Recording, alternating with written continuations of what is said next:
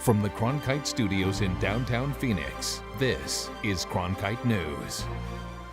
Good evening and welcome to this special edition of Cronkite News on Arizona PBS. I'm Madeline Holler.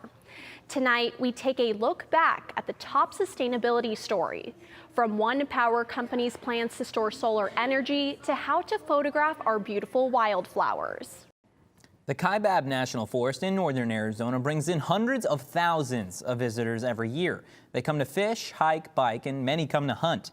And even though hunting season is a ways off, as Cronkite News reporter Jody Guerrero explains, people will have an easier time retrieving their big game this year. Hunting season for big game doesn't start until the fall. But when it does, hunters in the Kaibab National Forest will be able to go up to a mile off-road to pick up a legally killed elk, bison, or mule deer. This comes after a federal court ruled earlier this year in favor of the Forest Service's plan to do this. The court ruling will make it clear that that is a acceptable practice that should continue on all the forests. Arizona Game and Fish Commissioner Kurt Davis says the ruling does create a challenge. The difficulty with our current system is each forest does their own rules. And those rules often vary from one forest to another, including for like camping. Some forests 30 feet off the road, some forests 300 feet off the road. The court ruling states hunters must use the most direct and least ground disturbing route, only once in and once out. And that's what the Sierra Club and other environmental groups took issue with. Sandy Barr leads the Sierra Club's Grand Canyon chapter. She says the decision opens the door for people to abuse the land. And so they drive out to get the elk, but then another person comes along and they see the tracks, and especially if it's muddy or something. So you've got the vegetation, and then pretty soon another person, and then you have a road, and then, more habitat fragmentation. Barr says for these rules to actually be followed, there must be someone to enforce them at all times. The case goes back to 2005. That's when the Forest Service created rules for road use in parts of the Kaibab National Forest. The new rules actually reduce the miles of road that are open to off-roading and limit it for hunters. In Phoenix, Jody Guerrero, Cronkite News. The U.S. Forest Service said in an email they won't comment on court opinions or proceedings. Arizona U.S. Senator Martha McSally and Congressman Raul Grijalva introduced legislation this week on a plan to take less water from dwindling reservoirs on the Colorado River. 7 states, including Arizona, have already agreed to the Drought Contingency Plan, also known as DCP, after months of negotiations between local, federal, and tribal leaders. Cronkite News reporter Lillian Donahue joins us. And Lillian, can you tell us about the key role that tribes have played? Yeah, Eliav, tribes in Arizona have really had a huge impact in this DCP and have had a great seat at this negotiation table. Tribal leaders for indigenous nations around the state said that these nations could make or break the multi-state drought plan for community members that rely on the land every day. This plan marks a turning point for their tribes to have a say in their major water decisions. This barley field on the Gila River Indian community is sprouting. There it is. And it holds a sentimental history. This piece of land right here is my mother's 10-acre piece when we first started farming when I was 4 years old. For more than 40 years, Ramona and Terry Button have been farming traditional native foods like the tepary bean, which thrives in heat and was used by indigenous people for centuries. And we're experts at dealing with drought. This is 13 acres of white Sonora wheat. However, Ramona farms well over 4,000 acres here on the Gila River Indian community. It takes 20,000 acre-feet of water every year to make this dream a reality. And that water comes from all over, locally from San Carlos Irrigation Project to ground wells to the Colorado River hundreds of miles away. Commingle all these water resources to keep this agricultural industry thriving here. But experts say water in the Colorado River could drop to critically low levels after nearly 2 decades of drought in Arizona. That's why Native communities have taken center stage in planning the multi-state drought plan, which Congress must now sign off on to prevent large-scale shortages. Without the community's participation, we don't see how DCP can be done. Gila River Governor Roe Lewis said the community has a critical role in water preservation. Well, we call ourselves the people of the river, the Akima Atam. You know what, we have that generational knowledge that goes back for centuries, if not millennia. But life-giving streams and tributaries almost ran dry for decades after settlers moved west, diverting the water during the 19th century. We're trying to get it back to where it once was. The Gila River Indian community regained their water rights in a 2004 settlement. It's something Ramona has waited her whole life to see. When I was 10 years old, I attended meetings with my parents saying that they're going to bring canals. Now we see it happen, and that was back in the 50s. 10 tribes, excluding Gila River, have rights to more than 2.8 million acre-feet of water yearly from the Colorado River. That's according to a recent study by the U.S. Bureau of Reclamation. But only half of that water is being used. The data collection tools that we... Daryl Vigil worked on the study as the co-director of Water and Tribes and says it's relatively new for local and federal lawmakers to include tribes in national water policy conversations. That opportunity wasn't available before, but now with the conclusion of this particular DCP process and the inclusion of tribes in that dialogue, I think that sets the platform for that to happen. But as policymakers on Capitol Hill mull over the drought contingency plan, that's it in miniature. It's yet another day closer to harvest for Ramona and Terry Button. Despite drought, they remain optimistic because for them, adapting to the dry Sonoran Desert has become their day-to-day. Right now, we're enjoying the opportunity and the responsibility to maintain this tradition, to utilize the resources of the community's agricultural land and its water and the people. If water levels in Lake Mead drop below a certain level, Arizona and other states in the lower Colorado River Basin will all have to cut back on the amount of water they take from the reservoir. Lillian Donahue, Cronkite News. Now, hemp used to be considered a Scheduled I controlled substance, putting it in the same category as heroin and ecstasy.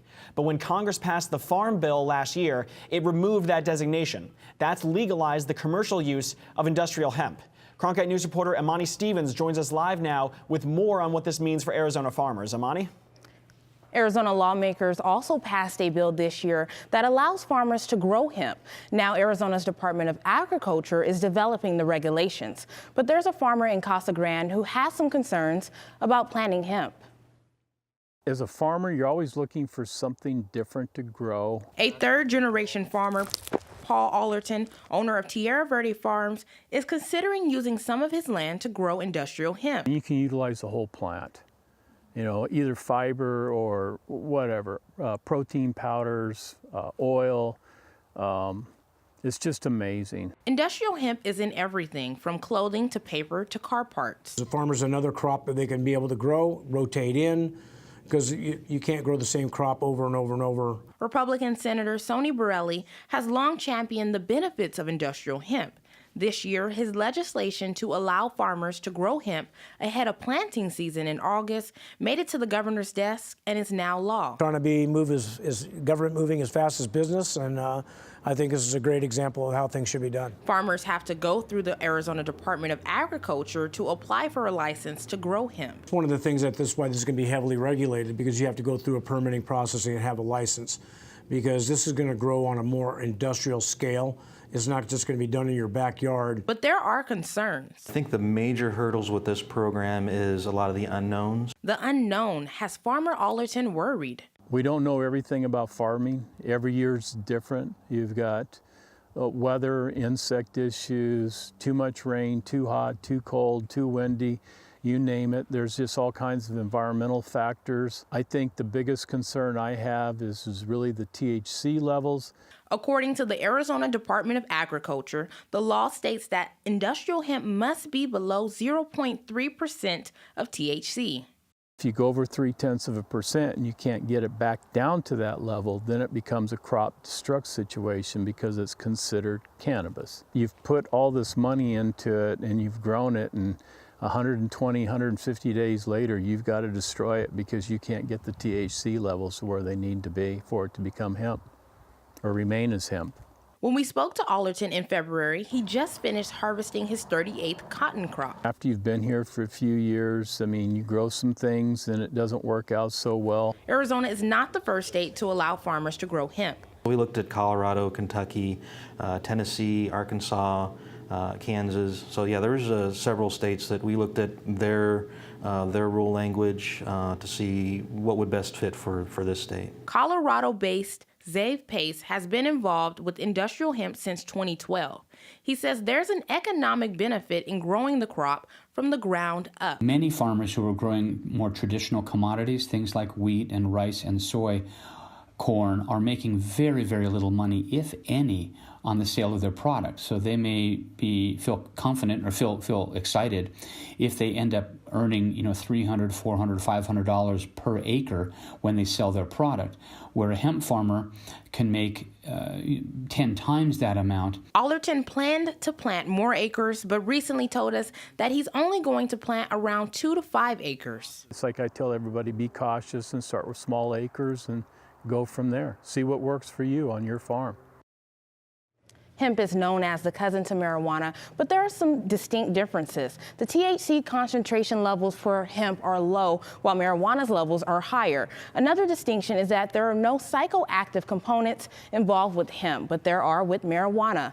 Live in the studio, Imani Stevens, Cronkite News. The Green New Deal has rekindled debate over whether giving up eating beef would reduce greenhouse gas emissions. Beef cattle are the largest contributor of methane among animals, according to the Environmental Protection Agency. So now in 2017, beef cattle accounted for 72% of all methane emissions. Dairy cows only contributed to 25% of those emissions. If we consumed less beef, how much of a difference would it actually make? People cause 60% of all methane emissions, but methane emissions make up only 10% of total greenhouse gases. Now, the cars we drive are a big contributor. Industrial uses, burning fossil fuels for electricity, heat, and transportation account for almost all the increases in greenhouse gas emissions in the past 150 years. Only 9% of greenhouse emissions come from agriculture. Cronkite News reporter Gabrielle Oliveira met up with an Arizona rancher determined to defend the value of the cattle industry. Kyle Best ranches in Amado near the Arizona-Mexico border. The cattle company he works for raises over 2,000 head of cattle. My boys are the 5th generation in our family to ranch and cowboy, and we just had a grandson be the 6th generation. Best says he can't imagine a world without cows. It's our way of life. It's the only way we know how to make a living. And it's that way for all of the West and all the Midwest and everybody that's been in the agriculture business. And if you take the cattle away, it takes away our livelihood. Most people aren't arguing that the cattle industry should disappear, but there is a conversation happening over whether going meatless can help reduce greenhouse gas emissions. I've spent even more time trying to simply go vegan or eat more plant-based. I understand it's really hard. Ali Stoffel studies sustainability at Arizona State University. She says the Green New Deal, a broad climate proposal which has sparked this discussion on cattle, is a good plan. She says it took her 5 years to cut out meat. In my own experience, why I follow a plant-based diet now is because it's just the right thing to do. It feels good for your body and it's good for the earth. Osvaldo Sala is a professor at ASU for the School of Life Sciences. He says cows aren't the biggest problem, despite the push for plant-based diets. We all agree. The problem is that we burn a lot of fossil fuels, we burn a lot of coal, natural gas, petroleum, and we need to change our technology. Sala isn't wrong. The largest contributors to greenhouse gas emissions are transportation and electricity. That's according to the EPA. Best says he tries to raise cattle as naturally as possible. It is very hard to be sustainable because everything costs more and more and more. And we try to cut back on the most we can to raise the best product we can. We try to make it where our cattle are naturally grown and they grow without a lot of hormones. Best says it's just one way that he can raise cattle in a sustainable way. And he hopes that people can appreciate that when they bite into a hamburger. In Amado, Gabrielle Oliveira, Cronkite News. Stay in the know on the go. At Cronkite News, we work hard to report the facts and keep you updated, whether we're on set or on the scene. Taking it from the studio to the field. So I'm here in South Phoenix. In Phoenix, we're just a click away. Follow us on Facebook and Twitter, or find us online at cronkitenews.azpbs.org. As journalists at Cronkite News, we report on stories that matter to you by focusing on the local impact. We dig deeper and work tirelessly to keep you informed. Live in Wickerburg. Live in Los Angeles. In Cleveland, in Washington, in Louisville. From Jerusalem. Live in Philadelphia. From around the world to right here in Phoenix. At Cronkite News, we report the facts and stick to the truth.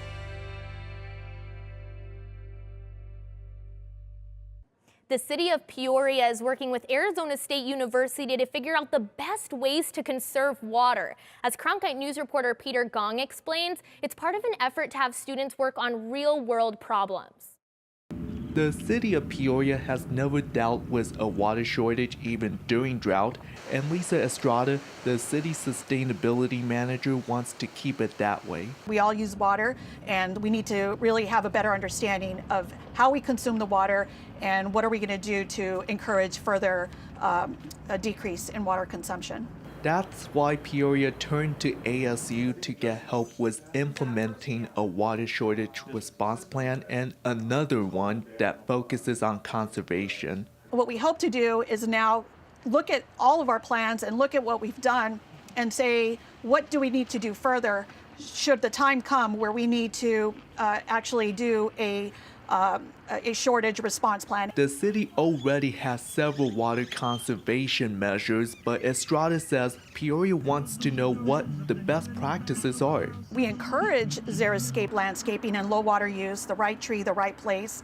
And we have lots of programs that really educate the public and our residents about water conservation. Project Cities is a research program where students work with local governments to create solutions on sustainability challenges. Project Cities was created to have a more concentrated connection and have more of a local impact with our one designated local community. So as you know, through our charter with ASU, we want to be socially embedded with our local communities. And so the Project Cities program is the perfect way for us to engage our students with the needs of a local community.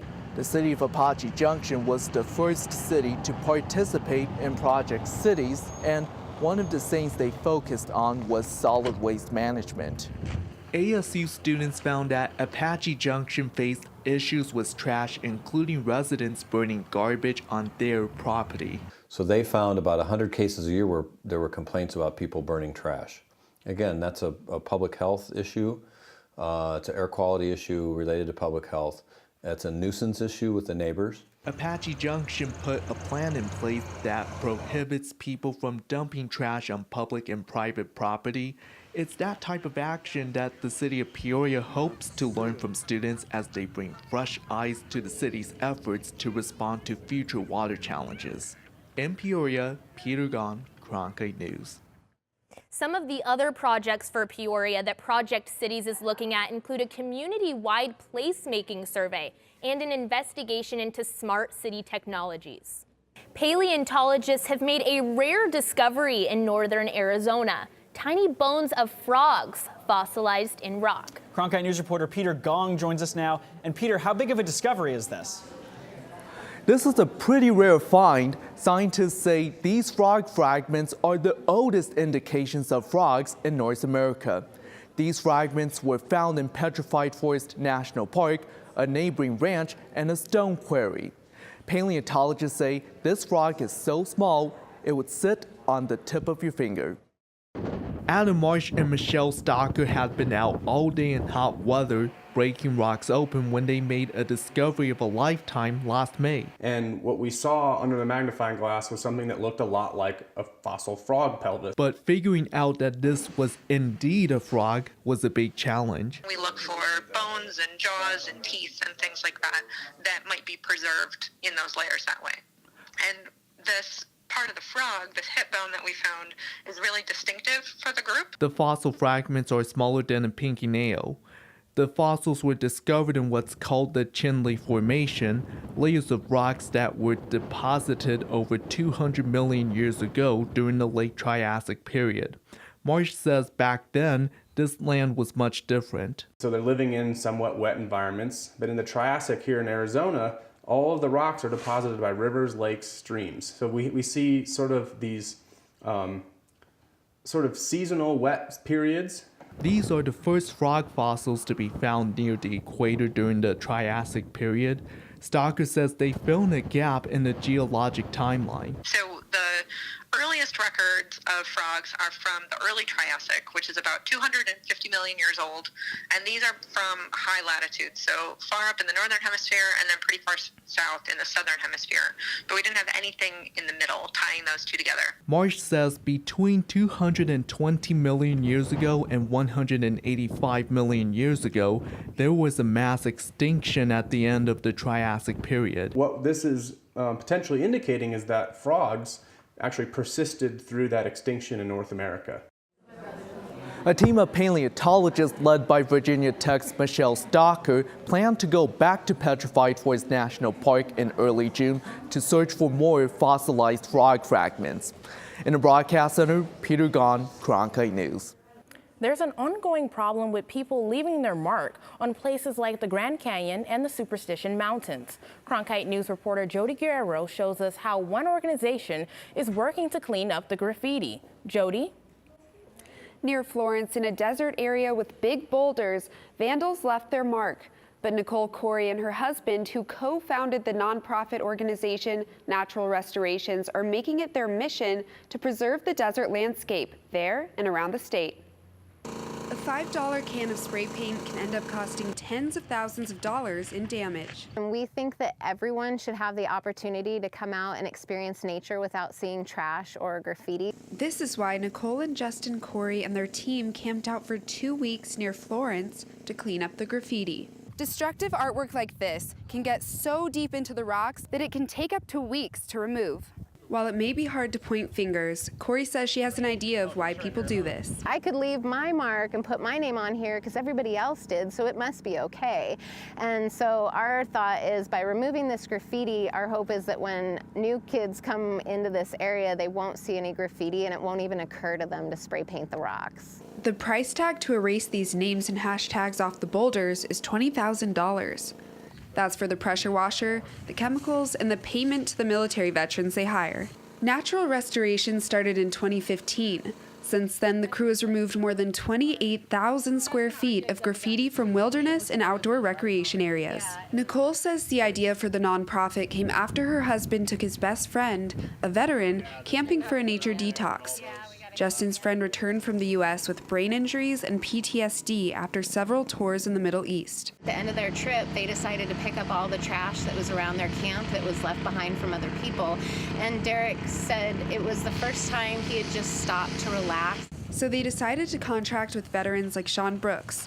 He says it's hard transitioning from the military to civilian life because the military is a brotherhood. You get into the civilian side of things and you just never feel like you really fit. Brooks says working out here on these boulders helps him relax and focus.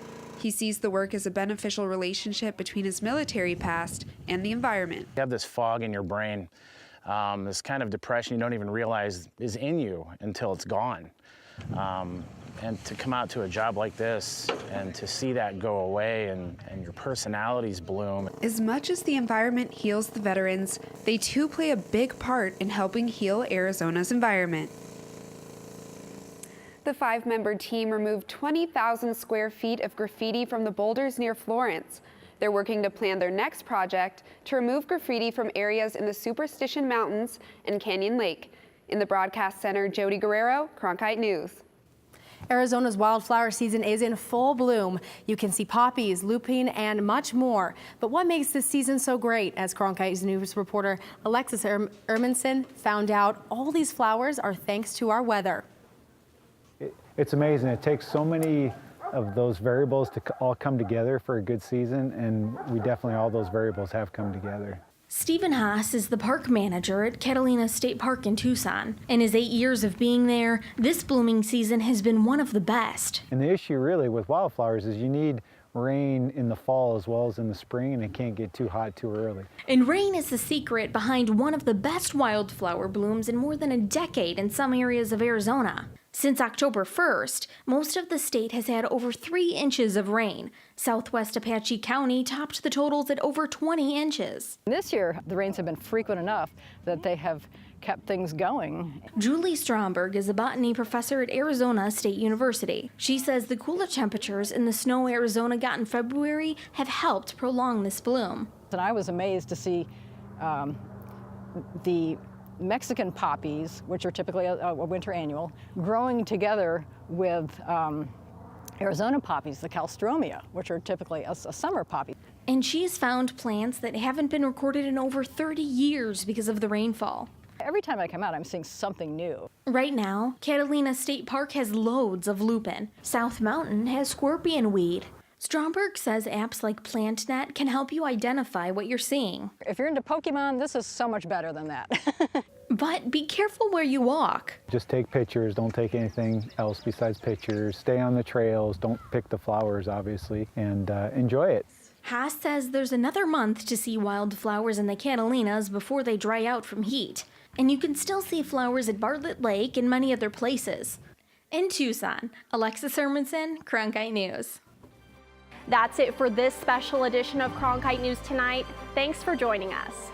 For top Arizona stories anytime, go to cronkitenews.azpbs.org.